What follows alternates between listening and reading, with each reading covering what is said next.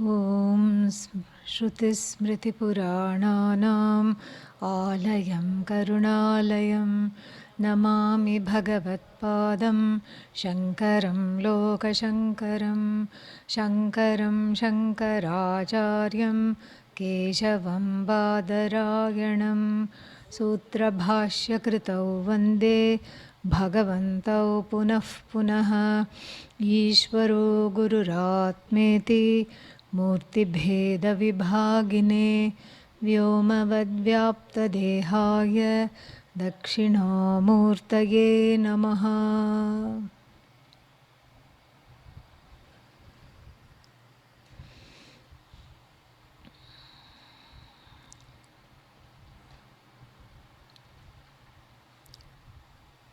Moksha is different from the other Purusharthas. That is where we kind of left off yesterday in the second class, and we will pick up from there. To better understand why that is the case, because this understanding hinges upon our making sense of the Bhashya that we have yet to enter. But we have time, so we'll do that. And moksha is different because it is not something that is away from you. It's the first way in which the other Purusharthas and mokshas differ.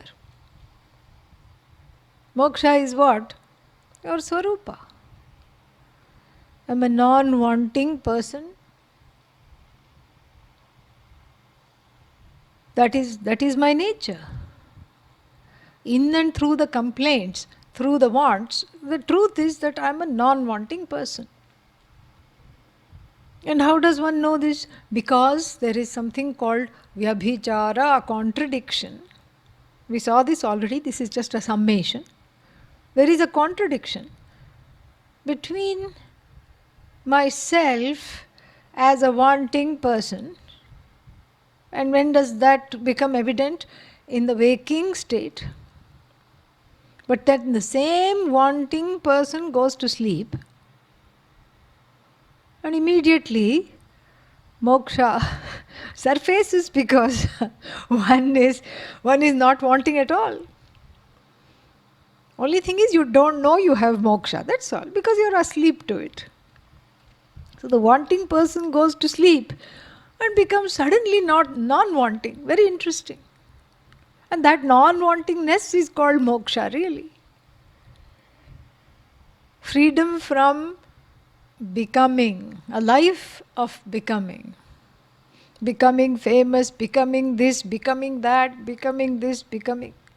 And you ask anybody, what do you want? I want an end to this becoming.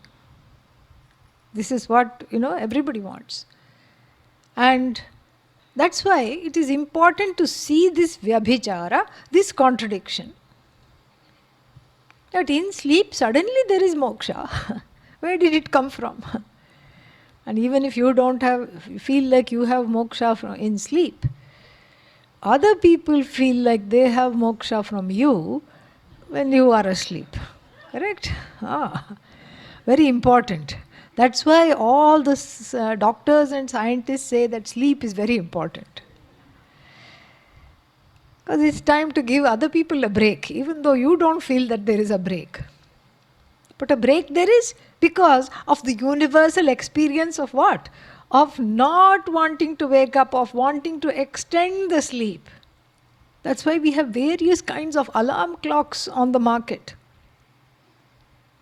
And once in DC, I was invited to go give a talk. And they came and received me the night before and checked me into this hotel, very fancy hotel. And I just thought it was late at night. I just thought I'm going to go to sleep. But no, one lady knocked on the door. And, she had a badge, sleep specialist. And then she said, I'm here to help you go to sleep. I said, I have managed that for so many years of my life. I think I can do it tonight. Don't worry. She says, no, no, no, this is my job. You have to let me come in and explain the various features. And before that, I had seen this big contraption, funny looking thing. It kind of looked like a westernized version of the Taj Mahal sitting next to the bedside table. And then she said, do you know what it is? I said, please tell me, because it was a choiceless choice. She had already come in by that time. And then she said, this is called the natural light simulator. So it is set to simulate the sunlight when the sun rises. So it will slowly be, kind of an orangish purple light, and then a little orangish yellow light, and then bright yellow light. And then it will make some sounds of the, what is that called? Cheep, cheep, cheep. Yeah. Although the contraption was not cheap at all. You make the bird sound, and it will, and make some kind of running brook sound, and then you will wake up. It will simulate the sunlight. I said, can't I have the same effect if I open the drapes? She said, I hadn't thought of that, but yes, you can. She was very disappointed, and she went away. She talked about some, what was kept? One lavender essential oil was kept. And then you're supposed to, put it on the, what is that called? Pillow. And then you have a good sleep. So this whole science of sleep, is very advanced these days, because, the sleep is a respite. And that respite itself is enough to convince us that despite being a wanting person, there is some kind, this is not permanent. And universally, what is the experience? The experience is I want to be. I want to be free from being a wanting person. In other words, I want to be Purnaha. Purna means complete. And that completion only comes when that nagging feeling of I don't have enough and I'm not enough is finally put to rest without needing to gain anything more. So that's why this moksha is a funny purushartha, because it is, it is not away from you. What you want to be, you already are. And then still it is a purushartha, because if what you want to be you already have, then what is the point of looking for it? And this is why the Adhyāsa-Bhāṣya gains a lot of, importance in the Vedantic literature. Even though it's an introduction to the Brahmasutra, it's a standalone introduction to Vedanta itself. And that is how we are approaching it here. It's a standalone introduction, and a very unique introduction. Nowhere else will find it like this. And so, therefore, and then that is the first difference between moksha and the other things, dharma, artha, kama. And as I mentioned, the dharma, the first three purusharthas are fulfilled by what? The first portion of the Veda, and the last purushartha you need the pramana, the Shabda pramana to articulate itself differently, known as Vedanta. Otherwise there is no need to say Veda and Vedanta.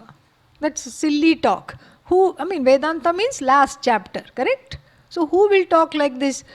The book plus its last chapter. Nobody will say that. Unless, of course, there is a fundamental difference in the adhikari, the audience, the one who is qualified to gain the message of the last chapter versus all the other chapters. There is a break there. And the break, what clinches it, is the Purusharthas. The first three are fulfilled by following the injunctions and the prohibitions of the first portion of the Veda. And many people are unhappily happy doing that. Because that's all they think there is. partly, and sometimes it is difficult to drop it. It's difficult to drop daily anushtanas, pujas, etc. It's very difficult to drop what you're doing. And so therefore it becomes an excuse for people to just stay there. However, there is a possibility of graduation. There is the possibility of, what is that? What do you do when you graduate? You take the tassel from one side and put it on the other side. Yeah. And that is the entry into the last chapter, Vedanta Shastra. Why? Because it speaks to a different adhikari, qualified person. Its Vishaya is different, its subject matter is very different. The first portion of the Veda has the subject matter of assuaging things and keeping you going in samsara. Samsara means the collective delusion of this is how things are and this is what one has to keep on doing, keeping on searching for the infinite in the finite and ratifying our sanity, saying that the other person is also doing it, so it should not be that bad. What a life, really. So sad. So this is the first portion of the Veda. The subject matter is very different. The subject matter is injunctions, prohibitions, and some kind of a, quote-unquote satisfaction, a relative satisfaction based on gaining things that you don't have. Apraptasya prapanam yoga. And then praptasya rakshanam kshemah. So this yoga, kshema, pursuits, gaining what you don't have. And then kshema means protecting what you have. This is a different meaning of the word yoga. Yoga here means being united with the objects of desire that you don't have. Kshema means retaining those objects of desire which you have fought tooth and nail to get and keep for yourself. So you have to keep growling like a dog, and because you become territorial. Anybody comes near your possession, you have to say, stay away, back off. And then if they still don't listen, you have to start barking. This is what the whole thing is. This is the first portion of the Veda. So Vishaya is different.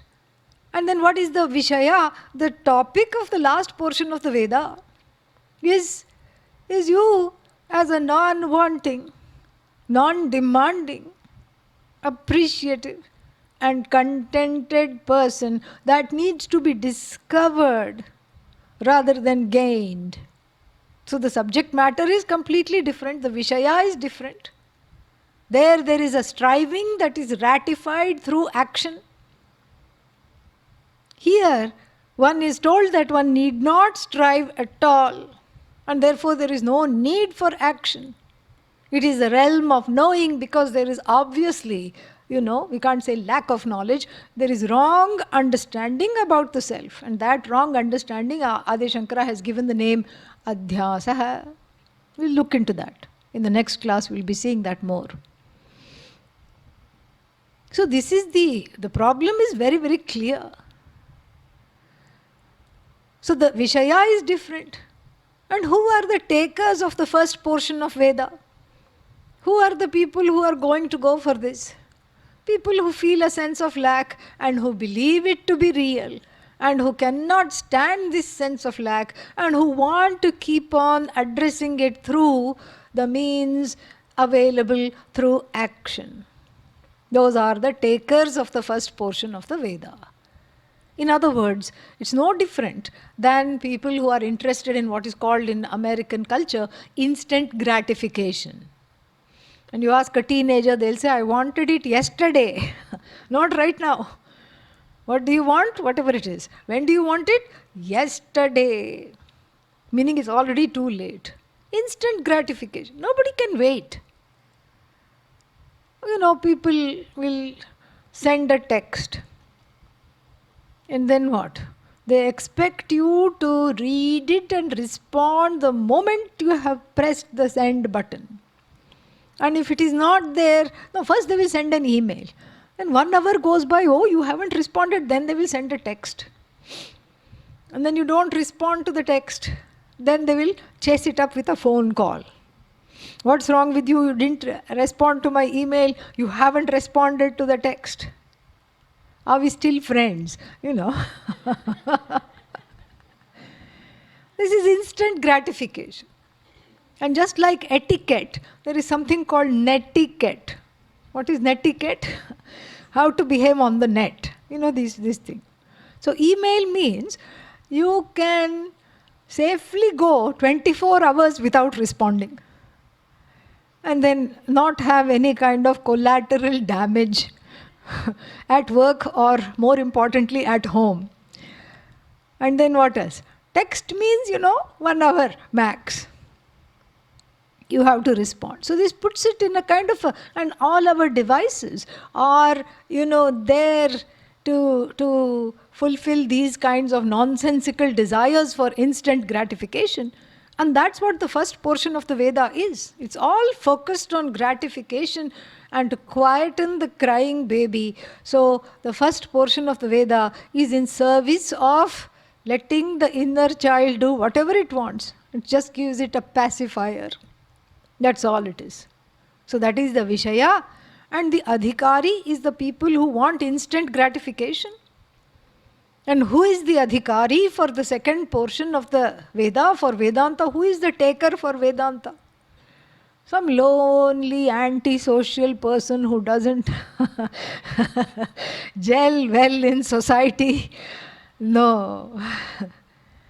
The taker for the second portion of the Veda is a person of emotional maturity who has been there and done that several times around and knows that very well. And knows what beautifully the Mundaka Upanishad says, Nasti akritaha kritena. Kritena karmana. By actions that are performed, akritam brahma na. You cannot gain the limitless by actions that are by themselves, limited. Any action is limited. And the results of action doubly limited. And so how are you going to gain this? So what I want to gain is outside of the realm of action, outside of the realm of, knowing through the means of knowledge available to myself, these 5 pramanas, which we have talked about. So the Adhikari is different, Vishaya is different, And then what is the prayojana? What is the use of going for the first portion of the Veda? What is the use? What happens? Nothing happens. One is stuck. That's all. The first portion of the Veda is like a play pen, in the East, when we raise babies, we run after them. Yeah, everyone runs after them. The mother runs after the baby, the father runs after the baby, whether to feed or even otherwise. Here, the baby is confined in the West. First, there is a high chair, and you belt the baby to the high chair, and you belt the baby in the car seat, and then not content with that, you have something called a play pen, a little kind of a soft cage inside which the infant is, And the mother is doing something. Naturally, the mother and father need to cook, need to clean. So they are, even there it's crying its head off. But, what you can do is throw in a plush toy. Then, it either walks or crawls to the toy. For 5-10 minutes, it's distracted. Then you can do whatever you want. You quickly finish your chores. And then after 10 minutes, it balls again. And then you throw in a ball, so that it is distracted. So the first portion of the Veda is like that. The jiva is in this playpen. The playpen is this jagat, with all the things one can milk in it. And each yajna throws in a teddy bear, a ball, otherwise a mall. Yeah. How do you spell mall? M-A-U-L. Yeah. Where you go to get mulled of your pocketbook. That's what it is. So all these temporary distractions to keep one quiet, it's just like a playpen. And the prayojana is what? The prayojana is to get what you don't have and then keep yourself distracted from crying about all the things that that are bugging you. And in the first portion of the Veda, the desiring person is seen as real. The suffering person, the person in pain, the person in want is seen as a real entity that needs to be assuaged with all these prayers, yajnas, homas, whatever it is. Then in the second portion of the Veda, the prayojana is very different. The prayojana is to address the nature of this desiring person, the manta, pramata, the thinker, the knower, and reveal that this person is not a desiring person at all. So what happened to the crying baby? That crying is a superimposition upon this adult, upon this jiva who is free of the crying. The anger is an as though superimposition upon that reality of this person who is free from anger, who is free of fear. So there, you see, the prayojana is opposite, not just different. We cannot say it's different, it's opposite.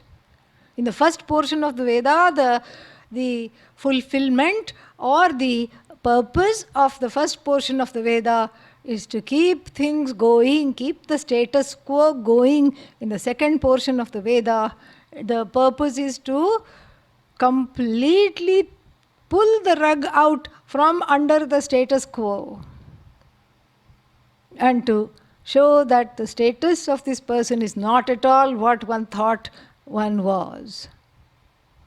So through an exposition of the nature of the person, which is totally in keeping with the human aspiration. I want to be whole, I want to be free, I want to be everything, I want to be Ishvara, all these things. Systematically, Vedanta Shastra, aka also known as the Upanishad, shows that this is who you are. You're not what you thought you were. So the prayojana is very different. And then finally, what is the connection between the desiring person and the first portion of the Veda? In Sanskrit, the connection is called, the word connection means sambandha. What is the connection? So there, in the first portion of the Veda, a recipe is given. Swarga kamaha. Yesterday we saw Jyotisthomena yajet, Somena yajet, whatever it is. So press some Soma juice. That's why it's extinct, because everybody pressed it out of existence. Yeah. That shows how many desires were there, are there. And so, therefore, this whole thing is very interesting. So press the Soma juice and offer the Soma juice into the fire if you want to go to heaven. Why do you want to go to heaven? Because you've read that it's a wonderful place. Nobody has come back and told that is not possible. But you yourself have read in the same first portion of the Veda that, some things about heaven we know.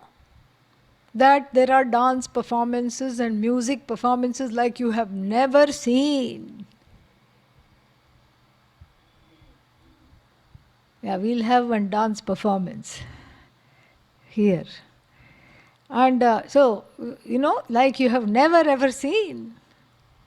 And this is what Nachiketa was tempted with. Celestial dancers, celestial musicians you will have. You stop this, what is this? Atma, Atma, Atma. Stop it and I'll give you this, Lord Yama says. To which young Nachiketa says, what? Tavaiva bahaha tavandritya gitehe. It is also promised. And also we know in heaven there are some very nice limited edition cars, chariots. Yeah. Limited edition car is there. Very expensive car. But for the seeker of self-knowledge, that car is bekar. Yeah. No use to have such a car. And so like this we know a few things about heaven. What else do we know? Crows are white. So what? And we have heard they have teeth. All this is there. Leading us to to that expression, Kakadanta Pariksha. So what? So the Veda, the one who is qualified for the second portion of the Veda always says, so what, so what, so what. That's what. But then there are takers for every single thing. And this country is very obliging. You put everything out from your garage. And then in half a day, most of the things are gone. No, my garbage is your treasure. That's what that's the mantra of the garage sale. This is what the whole thing is. So like this, the sambandha between what the first portion of the Veda has to offer and the person who is the taker for it is a very involved sambandha. First it gives it gives a scenario that you want, and then it gives the method of gaining this scenario. Shivalokam avapnoti, Shivena saha modate. So in order to do cha-cha-cha with Shiva, what should I do? And then it will tell you. This is what you have to do. This is how you have to be. Here are the do's and don'ts. And then you have to follow that. So there is a practice element there. There is some doership there. And that doership is not addressed at all. And then what is the sambandha between the book, called the second portion of the Veda, Vedanta, and you, the taker. Here also we cannot say that the book is giving a recipe and then you have to go home and sit on Brahman and then, hatch the egg called Brahman and then, you get Brahman. No. Here there is nothing to do except, what is that? Pratipadanam. It's a revealing Shastra. So the audience here, or Brahman, the audience who is told that you are Brahman, and Brahman itself is that which is Pratipadya, taught. And the book becomes a Pratipadaka, a teacher, in the form of a means of knowledge that you do not operate. This is very important. All the other means of knowledge, you're the one who operates. I see with my own eyes. I infer. I compare. I am the one who says, this does not exist here. I am the one. And then what? You operate. But the pramana called Vedanta, Shabda Pramana, in the form of words, not just a heap of words of the Upanishad, but the words that have that are breathed with life with the help of the prana of the Guru Parampara. That is what makes the words of the Upanishad come alive. Otherwise, in the Mundakopanishad, Shaunaka, asks Guru Angiras, what is Aparavidya? What is relative knowledge? And Angiras surprises him by saying, Rig Vedaha, Yajur Vedaha, Sama Vedaha, Atharva Vedaha. Rig Veda means what? Aitreya Upanishad, big cross. Yajur Vedaha, so many Upanishads, starting with Kathopanishad, big cross. Sama Vedaha, Chandogya Upanishad, is not Paravidya, is not a pramana in this particular way. Cross. Then Atharva Vedaha, Mundakopanishad itself, gone. No. The words are there, they are not meant to be read. They are meant to be assimilated when they are delivered in the form of a live teaching, whose credit the teacher cannot take at all. Because when you ask the teacher, that teacher will credit their teacher, his teacher, her teacher, his teacher, her teacher, all the way up to Lord Dakshinamurti. That's why we say Sadashiva Samarambham Shankaracharya Madhyamam Asmadacharya Paryantam Vande Guru Paramparam.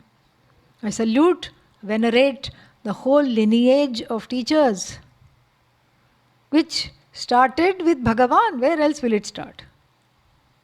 It started with Bhagavan, and Bhagavan here, Lord Shiva in the form of Dakshinamurti. And then in which Adi Shankara is a bright comet, an important link to the tradition because of his copious writings, teachings.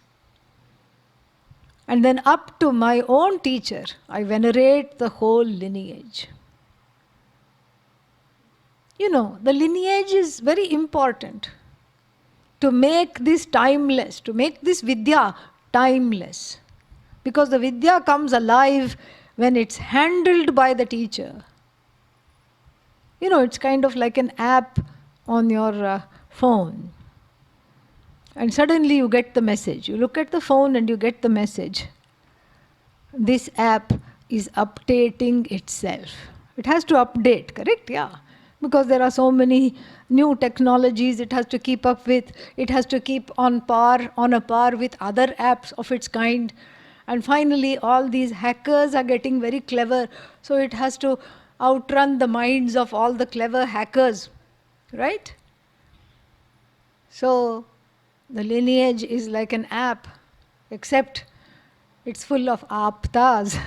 That's what it is. It's constantly updating itself to make the subject matter relevant to you, to make the subject matter pertinent to your daily life. Otherwise, what's the point of studying? So the examples are updated. Certain situations are talked about, but the Shastra is not, is untouched. And so therefore, this is, this is how the knowledge is given. It's a live tradition, dynamically given to the one who is ready. This is not something to be, touted on the roadside. This is something for one who is ready. If there are any takers, they will come and they will listen and they will gain this Shastra. That's what the whole thing is. And so, this is how the means of knowledge called Vedanta Shastra operates. It's not something to be read, unlike the first portion of the Veda, where you can get away with reading it. That's why Adi Shankara in one of his bhashyas says a very important, states an important caveat, a warning. Panditopi, even though Pandita here doesn't mean, Vedanta Jnani. Here it means someone who knows Sanskrit, etc., who studied Dharma Shastra, who knows some Sanskrit, etc. Panditopi, Swatantriyena Brahmanveshanam na kuryat. Even though you may be highly, erudite in Sanskrit, please do not undertake research or analysis into Brahman on your own. You need a guide. A guide is needed. And the guide here is called Guru, Mahavakya Upadesha Karta. The one who teaches about Mahavakya. And what is Mahavakya? Jiveshwarayoho Aikyamata Vakyam. A sentence that unfolds the oneness between Jiva and Ishvara is called Mahavakya. And this is the definition of Guru. Even though nowadays we have lots of different gurus. Dance Guru, music Guru. And the word Guru has come in the, English dictionary. You don't have to italicize it and put a footnote and define it. No need. Stock market Guru. And then finally there is one fellow, life Guru, life coach. Yeah. Life coach. And meaning, if you're a celebrity and you have a wardrobe malfunction because you have too many clothes, Yeah. Who do you call? You call the life coach. And you say, I'm having a meltdown. Please guide me. And the life coach said, why don't you send the money immediately? Yeah. And once I get a confirmation of that my fees have been paid on my mobile, then I will tell you step by step what to do. This is what the whole thing is. So here, the Guru gains importance because this is not something you can do on your own. There is no DIY Vedanta. You won't find it in the DIY section. Because there's nothing to do yourself. No, but I can read, and there are so many translations thanks to Max Muller and all the translators afterwards. You read. What will you get? That is whole. This is whole. Okay. And then you take away the whole from the whole. And what you get is the whole. And then you have a doubt. The last whole is spelled HOLE, right? Where is the whole? In your understanding. That's what it is. Nothing you get. They are cryptic. And they are cryptic because they need to be unfolded. No, but Tattvamasi is not cryptic. Sa Atma, Tat Sat, that Sat, Sa Atma, Tattvamasi Shvetaketo, that Sat, that reality. Which one? Yad idam agre asit, ekameva dvitiyam, it's very clear. That Sat, that one existent reality, that one single source of existence, that was there before all this manifest universe came to place, O Shvetaketu, which is one and non-dually so, unfragmented, one, non-dually one. And that is you. This is very easy. So Tattvamasi is, why not read about it? Who is reading? We have to see. Is it the desiring, wanting person that is reading? Or is it the jnani that is reading? The jnani will not read, correct? So who is reading? The desiring, wanting person, enveloped with a sense of incompleteness is reading. And Tattvamasi comes and Tattvamasi goes, and then nothing happens. Why? Because one's own infrastructure comes in the way of assimilating this knowledge, no matter how well it is translated. And what is this infrastructure? It's an infrastructure of incompleteness that I have, inherited as though it's my capital, avidya. So this infrastructure comes in the way all the time. Tattvamasi, right, oh, that sounds nice, but it's not me. Next. Amritatvam hi vindate, Kenopanishad. Oh, you gain immortality? Oh, that's great, but I don't think it's for me. Next. Matva dhiro na shochati, Kathopanishad Vakya. Knowing this, the person who is emotionally mature does not come under the spell of sorrow. Yeah, right. The skepticism has increased now. Then Chandogya Vakya. Shokam tarati atmavit. Shokam taratyatmavit. The knower of the I crosses all sorrow. Who are you kidding? You're now arguing with the Upanishad. Prajnanam Brahma. So by the time you come to this Vakya, whatever. Yeah. You say whatever. And so like this, one is unable to internalize it because the knower is intact. And the knower is the pramata. And the pramata trying to operate the Shabda Pramana is a very sad sight. Really. Because all other Pramanas you operate. You are the seer. You are the hearer, the thinker, the doer, the knower. This is all in the first portion of the Veda, it keeps the pramata, the knower, intact. The second portion of the Veda, called Vedanta, knocks off the pramata. Like a chess pawn, checkmate. Yeah. That's what it is. There's no place to go. And you cannot know Brahman, even though you know it's not an object, it's me.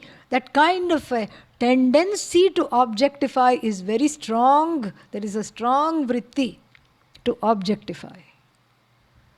Yato vacho nivartante apraapya manasa saha. Taittiriya Upanishad puts this beautifully. Because the speech, which is the friend of the pramata, the mind, here, the ahankara, which is, associated with this mind, etc. The speech is a friend of the ahankara. The mind is a friend of the ahankara. And the ahankara is this person who is misidentified as the body-mind-sense complex. And the ahankara wants to hold on to its small sense of identity. Just like the king of a small principality in India, Raipur, maybe somewhere in Madhya Pradesh, is one day told, you know what, you're now the king of whole of India. Oh, really? Wow. But will I still be the king of Raipur? That is the whole thing. Cannot give up that smallness. Because one clings to the smallness thinking that that's all one is going to get. This is the pramata. This is the manta. This is the ahankara, the I notion. Thinking I'm as good as this, this is all I am. And when the whole universe is presented, as it were, on a platter, it is refused, it is not understood. Why? Because, as the Taittiriya Upanishad points out in this quote, Yato vacho nivartante. What does it say? That when, the mind and the speech went on a quest because they wanted to please the ahankara. I, sir, yes, yes, yes, yes, yes. What do you want? Ahankara says, they say that there is something called Brahman, bring that. Dead or alive, bring Brahman to me. And they said, I, sir, they went on a quest. And then they had a nice division of labor. The mind said, I'm going to, search it out. I'm going to suss it out. And you articulate. You be my friend and give words to whatever I find out about Brahman. And the speech says yes. Then they go in search of Brahman. They want to identify this Brahman. They want to put a tag on this Brahman. Just like when you go to a party, you have a name tag. Hello, I am so and so. Because this Brahman is elusive. So you have to put a tag there. You have to tag Brahman like creatures in the wild, Any fish you meet will have some kind of a tag on its ear, on its gills or wherever it is, on its tail, fins somewhere. Any bird you see sometimes is tagged on the leg.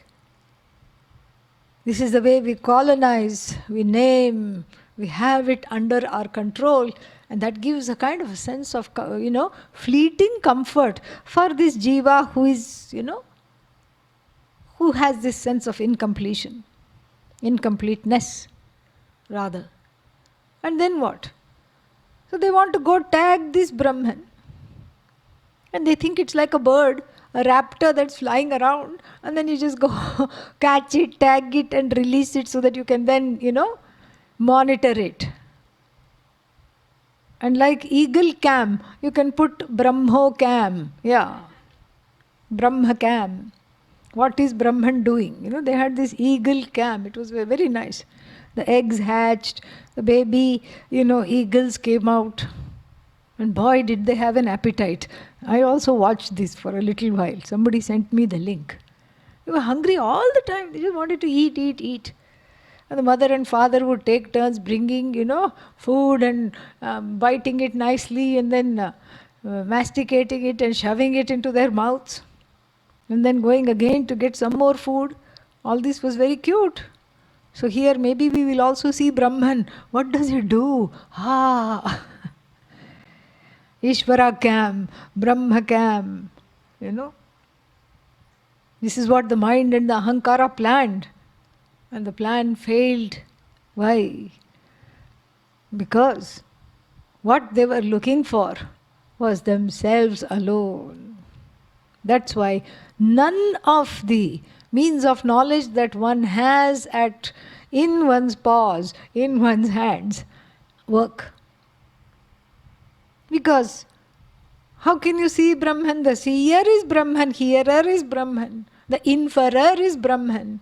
The one who is stating that there is no pot here in this particular place, the one who is cognizing the absence is very much present as the only thing that is present.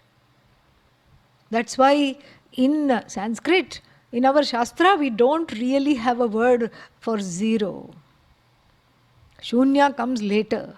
But really, the preferred word is what? Pujya. 2 minus 2 is equal to what? Don't say 0. Because 2 minus 2 reveals an absence whose presence is contingent upon your presence. Your presence categorizes, objectifies that absence, and then you are forced to say the absence is present. Yeah, funnily enough, absence is. And who is revealing this absence? Brahman, that is you, the most worshipful one. This is not an ordinary thing. The culture reflects the Shastra in every way. And so the speech came back hot, bothered, upset, and slightly embarrassed. And the mind that had gone on with a great, after a great farewell, everybody cheered them on with balloons and flags. The mind also came back very, very sad. Aprapya, not having gained this Brahman. Why? Not for the want of a means of knowledge, but because they don't know that this knowledge you don't operate. It has to do a number on you, it has to operate upon you. It's just like an operation, it's like surgery, like when you go in for surgery. You have Googled the doctor, the surgeon, and then, cataract surgery. You've Googled the surgeon, you've Googled this or any other surgery. And then what? And then you are convinced the surgeon is very good. And let's say the surgery requires general anesthesia. This is something you knew, but you hadn't Googled the anesthesiologist. You don't know who it's going to be. It's whoever is going to be on duty there at the hospital. And, anesthesiologist comes and she says,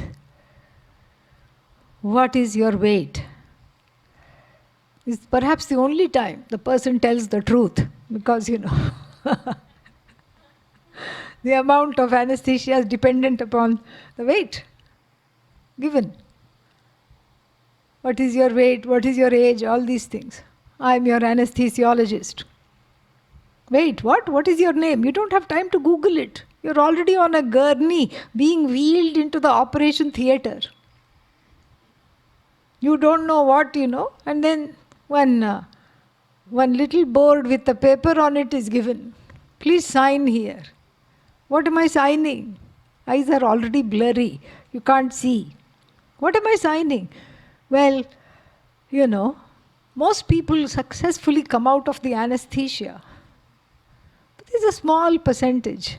And we don't know why. We are still researching it. We don't know why it happens. But once in a while, yad gatva na nivartante. Once you go, you don't come back.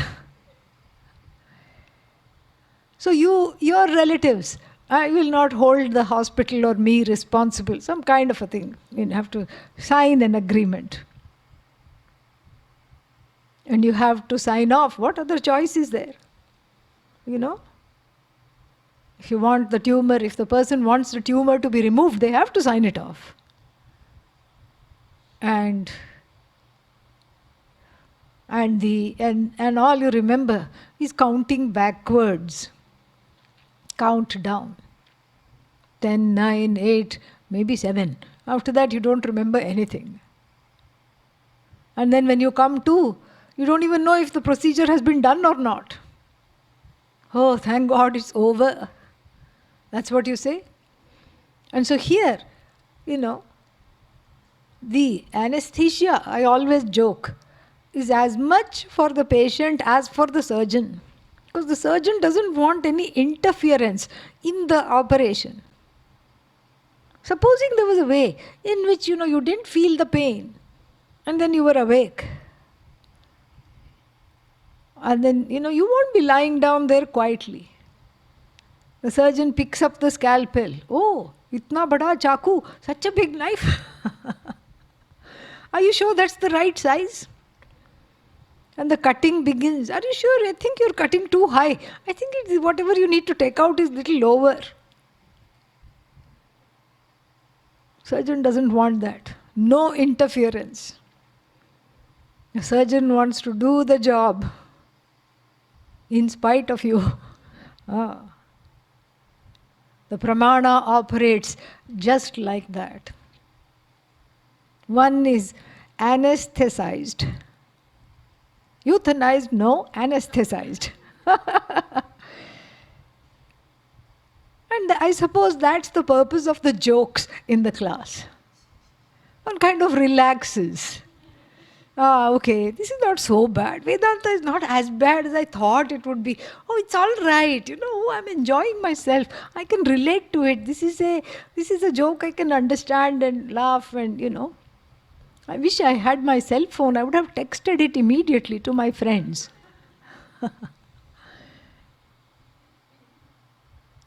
And then what? So the surgery takes place. And here the surgery is a removal of adhyasa. Adhyasa nivritti. Removal of ajnana is the removal of adhyasa. Ajnana nivrittihi eva adhyasa nivrittihi. The adhyasa and ajnana are, synonyms. We've seen the word adhyasa, projection. So whatever doesn't belong, that is clouding the vision of the truth of oneself as whole, as wholly belonging to everything as there, and as completely free of all longings. That is the phala of this surgery. Tumors from last life are removed. Cataracts from many, many, many lifetimes ago are removed. And the Guru here is the wielder of the knife, the surgeon. Cuts out what is not needed. Ajnana timirandhasya jnananjana shalakaya chakshurun militam yena tasmai shri gurave namaha. Salutations to that teacher, to that Guru, to that exalted being who's made the impossible possible. For the one that was afflicted by the cataract of ignorance. And the cataract of ignorance makes you see double, makes you not see things properly, makes you get to the wrong conclusions because the vision is not clear. If the vision is not clear, one only sees division. That's all it is. Duality. Division. And nothing wrong with duality, but takes that duality to be real, takes the division to be real. So each thing becomes Satyam, Satyam, Satyam, Satyam, Satyam. That which doesn't have a leg to stand on is venerated as the truth, as real. That which is a dependent reality, in Sanskrit called mithya, we'll be seeing that a little later, is seen as the truth. When there is no when there is no connection between the two. One is dependent and the other one effulgent, self-evident, self-standing. Like you and your shadow. The shadow is dependent upon you. You are the one who casts the shadow. And then if a person comes and says, I'm afraid of my shadow, then, it's fine for the groundhog to do that. Here only in Pennsylvania there is one festival, Groundhog Festival. And then its name is Phil. Yeah. And this has been going on for hundreds of years. It's not the same Phil, however. Yeah. There is a Phil Parampara. Yeah. So it looks at its shadow and is afraid of the shadow. But you're not afraid of your shadow. It's your shadow, you have cast it. In fact, you don't even notice that it is coming along. You don't notice either its presence or its absence. And then if you happen to walk on the bank of a river and the shadow falls on the river, you don't ask for a towel. Ayyo, my shadow will catch a cold. No. So that Guru, which brings out the entire truth of the whole Jagat as a shadow, as a projection of who? You. That is what it is. The whole world is but a manifestation, a projection of Bhagavan, that is you. That is what it is. And what is this Bhagavan? Bhagavan is that same self-effulgent, self-standing, limitless awareness, that same awareness that makes you say, Aham Asmi, I am and I know I am. And how long do you exist? Are you here now? Now? How about now? Now? How long is now? Huh? Is it over now? Is now over now? How about now? Now? Yeah. Now is forever. Now is timeless. There is no length of now. And that is Ananta. That is Ananda, because what one wants is for forever. We saw that yesterday. This Ananta, this Ananda is you. Is Bhagavan, is the same thing. That same Bhagavan with the crown that says Jagat Karta, the creator of the universe, the manifester of the universe, the one who sustains the universe. That is called Bhagavan, that same Brahman, that same consciousness, that same aware full existence. That is all knowledge. And that is forever. When it wears a crown, it is called Bhagavan. When it wears a dunce cap, it is called Jiva. Dunce cap is the cap of Ajnanam, sit in the corner because you don't know anything and you feel sorry for yourself. That is basically what it is. And this Shastra that, that reveals the nature of oneself is called Vedanta and is the only way to understand, or to pursue this fourth. In fact, we don't say there is fourth. The only reality. Just like when we say, Soyam Atma Chatushpat, there is no four realities. Waker, dreamer, sleeper. The truth of the waker, dreamer, sleeper is what? the one who is neither a waker, nor a dreamer, nor a sleeper, correct? And that, the name is called Turiya, short for Chaturiya. Chaturiya means the fourth one. The fourth one from which standpoint? From the standpoint of ignorance, the fourth one. But in fact, it's the only one. Here also, there is not any other, any other Atma. There is only one Atma. There is no fourth one. There is no third one. There is no second one. In fact, it's one without a second. So the Vedanta Shastra, so there is no four Purusharthas. There is only moksha. And if moksha is not understood as the final want of no more wanting, then the other Purusharthas come alive. Otherwise, there is no place for other Purusharthas. So only from the standpoint of the one wearing a dunce cap, you have to say dharma, number one, artha, kama, like this you have to go. Otherwise, there is only one Purushartha. And Upanishad is the Mahastra. The Mahastra means the scalpel here to overcome Atma Ajnanam. Because moksha is the only Purushartha where there is no kriti apeksha, there is nothing to do. It is not gained by doing. How? We will see in a bit. Om Purnamadav Purnamidam Purnat Purnamudachyate Purnasya Purnamadaya Purnamevavashishyate. Om Shanti Shanti Shanti. Harihi Om Shri Gurubhyo Namaha. Harihi Om.